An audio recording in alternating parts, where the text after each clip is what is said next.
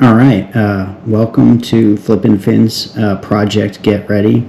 We're going to do the single hook tog rig.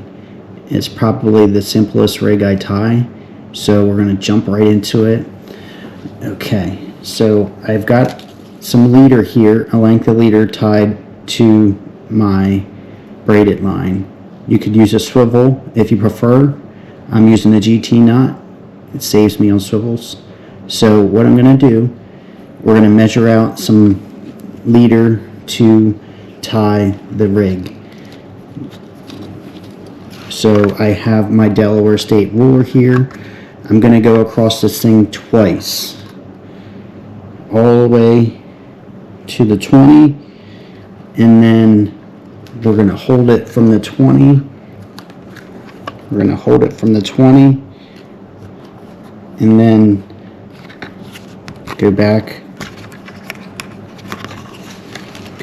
all the way down to the 1. Okay, so now we're going to cut it there.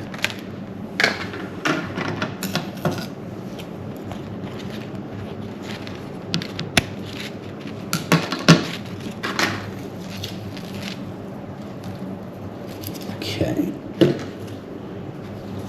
Alright, so we got a length of leader. I know you're going to be like, why'd you make that leader so long? So what I want is, I want enough leader to tie the loops and enough leader left over so there's distance between my hook and my my main line for a shock leader, and also for just so it's not as obvious to the tog. So we're going to bring the ruler back. So I'm going to measure out some line to tie the loops. There's two, one for the hook and one for the sinker. So here we got my one, got the state ruler here.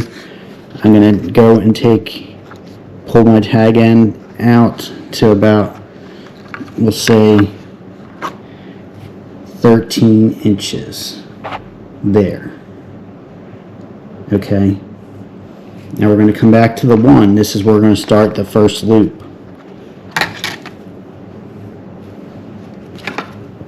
Okay, we're going to do our dropper loop here, right around that 13-inch line. What I'm going to do is we're going to make a loop here. Make sure it's big enough that you can work with. I'm going to make the loop, and what I have is the base of the loop and my lines up top here. We're going to go and barrel roll them lines about 3-4 times. Okay, now we have this, the opening here. Now the base of the loop is down here, and we have our lines up here. So I'm going to go and stick my fingers through here, and grab the base of that loop, pull it through, and then you're going to hold it with your mouth to tighten it. Go just like that. Okay, that's one loop. Make sure it's nice and tight there. So now we have this excess line to tie the sinker loop. So I'm going to go right behind this dropper loop, and we're going to go and tie the sinker loop. All you're going to do is you're going to take some line here. I have basically almost a loop here.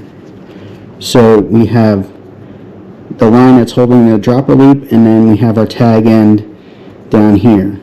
So you're going to go and take your line, and we're going to do one overhand knot. We're going to go, it's going to look like that, and then you're going to take the loop here and pass it through twice. 1, 2. Now you're going to pull that loop tight.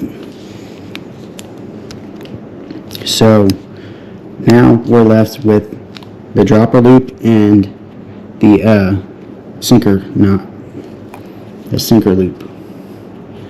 So don't forget to trim your tag ends off. You don't need that excess line.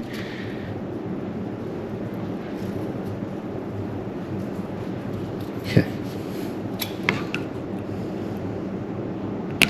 Alright, so now we are going to put some hooks and a sinker on there.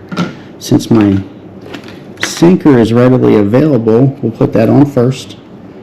So I have a 1 ounce sinker here. You're going to go, it's the, not this loop, this is the dropper loop for your hook. It's above the sinker. You're going to go and pinch the bottom of the sinker loop. It's below your dropper loop, and then push it through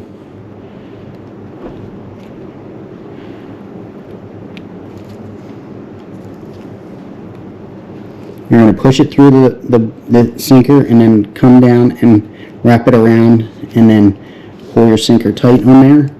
So now let me grab a hook.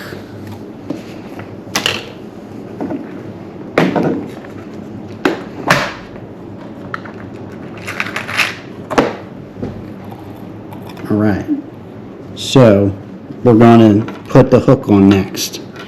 So this is the loop for your hook. You got your sinker down here and the hook just above it.